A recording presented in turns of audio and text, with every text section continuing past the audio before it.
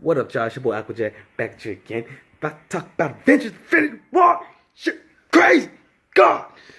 Man, I'm excited. I'm heartbroken. I don't know. I'm confused, man. It's okay. We're gonna start by saying this is one of the, in my opinion, one of the better Marvel Avengers compared to Age of Ultron. I like the way how they let the villain tell his backstory instead of, you know what I'm saying, us seeing it unfold. Like how Ultron, basically we watch him grow throughout the whole movie. It would have been nice to see him do something and give us a reaction that in his past to why he feels this way, why he's doing this. You know what I'm saying? That's what I loved about the movie. Like, it was basically Thanos' movie. It's like, hey, I'm Thanos. This is his introduction, like, hey, I'm Thanos. I came from this. I'm from Titan. This, that, and the third. I want to destroy half the world. That's basically how they do it. It's backstory. They change it up from the comics, you know, to make it. You got to make if you want a good villain, you got to try to make his beliefs and his views on the world seem a little relatable. So they try to humanize him a little bit.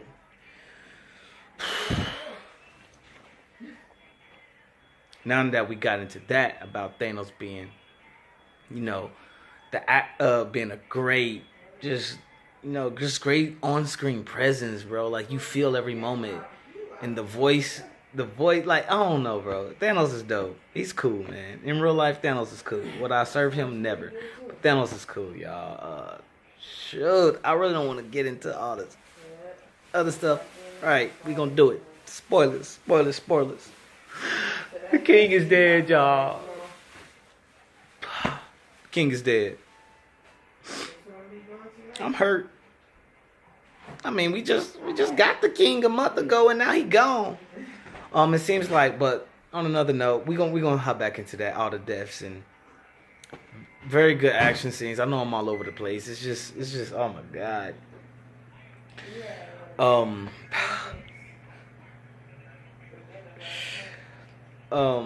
We're gonna pick where I'm gonna pick this up at. Not about to talk about every little scene because, you know, I want to leave some for you guys to go see. I'm just talking about the major things. Spider-Man was amazing. Oh my gosh, this movie was. I'm gonna just say it was everything you want to see and more. Don't believe the trailers. Don't believe the trailers at all. So it seems to be like between Black Panther and the Avengers Infinity War,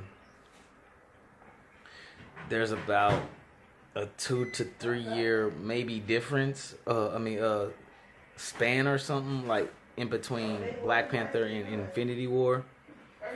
I think they did that so when Ant-Man come out, they can fit it in that slot, and basically you can watch Ant-Man and then watching, you get what I'm saying. Like, if you buy it in sets, like Ant-Man 2 will come out basically before this movie that just came out. You know what I'm saying? That's what I'm thinking. They skipped some years and put some space in there for.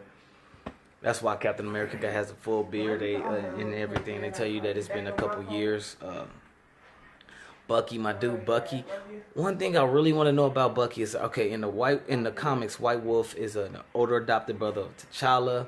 He becomes envious and jealous of T'Challa because he's the legit blood future king, and he always wanted to be king, and it's a whole this, that, and the third about the White Wolf. But anybody that knows the comics or read the comics, I want to know below, what do you think about White Wolf in Wakanda? Do you think that he is becoming... Because I feel like he's very different from the White Wolf in the comics. Like, he's accepted in Wakanda. Like, the children play with him. Shuri talks to him. The king, you know what I'm saying, comes to see him on his own. You know what I'm saying? Like, I think what I would really like is if they built, like, a brother relationship. You know what I'm saying? Like, have a little Static and Virgil and or Static and Gear combination. You know what I'm saying? Like, I think that'll be dope for the Black Panther to have Bucky. Like, we seen what Cap and Bucky can do together. I want to see what the White Wolf and the Panther can do together. You know, so the White Wolf and the Black Panther, what can they do together? You know, I think that'll be dope. But I guess we got to get into it. The thing we don't want to talk about.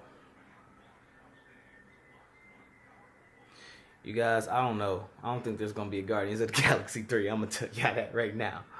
Gamora's gone. Drax is gone. I think Peter's basically everybody. Well, Gamora and Drax, they're gone. They're not here. Okay, they bounced. It's gonna be hard to have Guardians of the Galaxy without no heavy hitter or no skilled weapon to back you up. But I feel bad for Peter, bro. I know people are giving like their thoughts on, oh, they try to make us care about these two relationships that were never developed.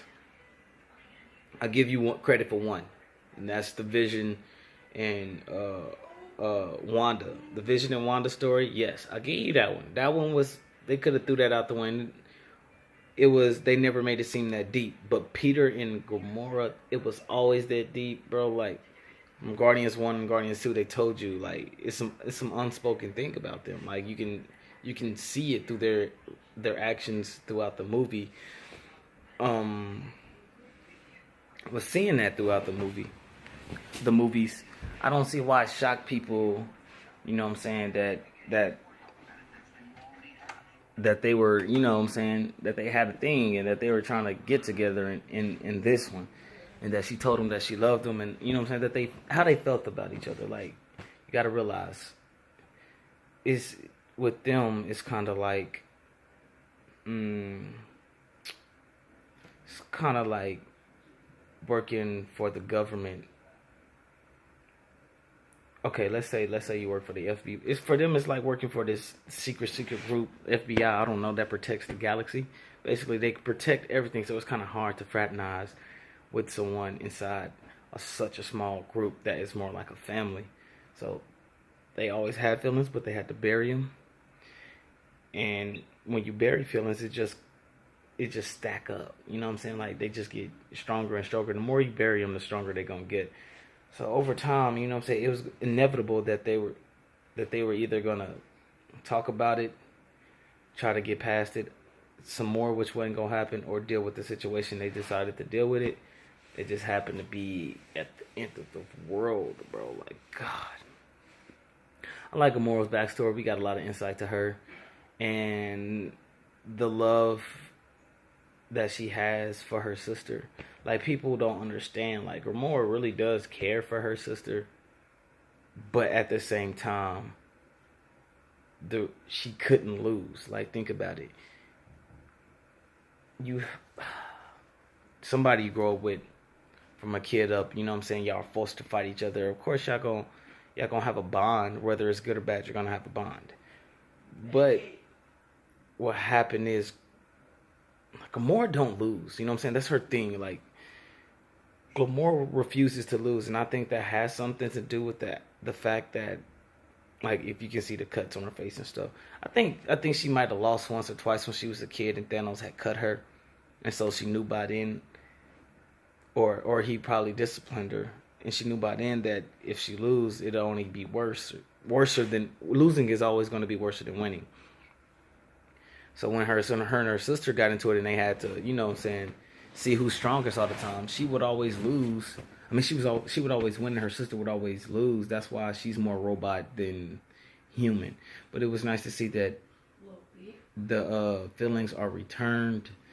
Like, her sister actually cares about her. She wants to, like, she was looking for her, ready to kill Thanos. Like, hey, where Gamora at, bruh?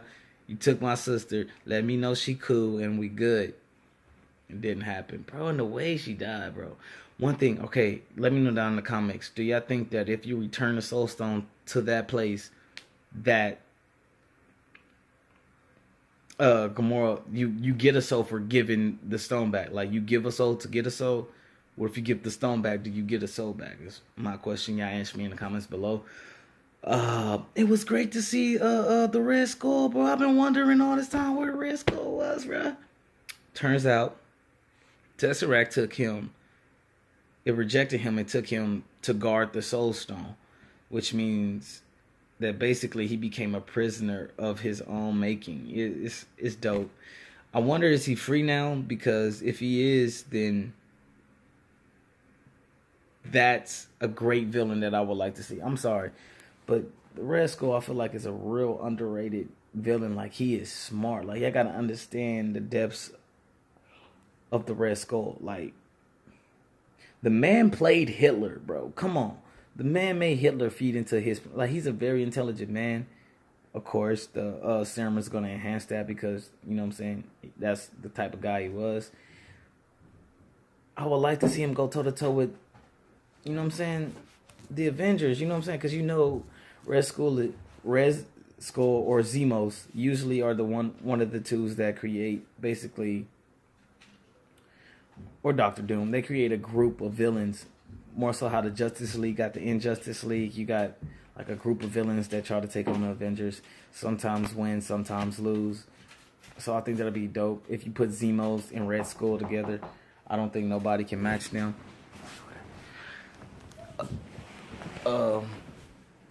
That's just part one. I'm going to hit y'all back in a minute. It's getting hot. It's getting hot in here, y'all.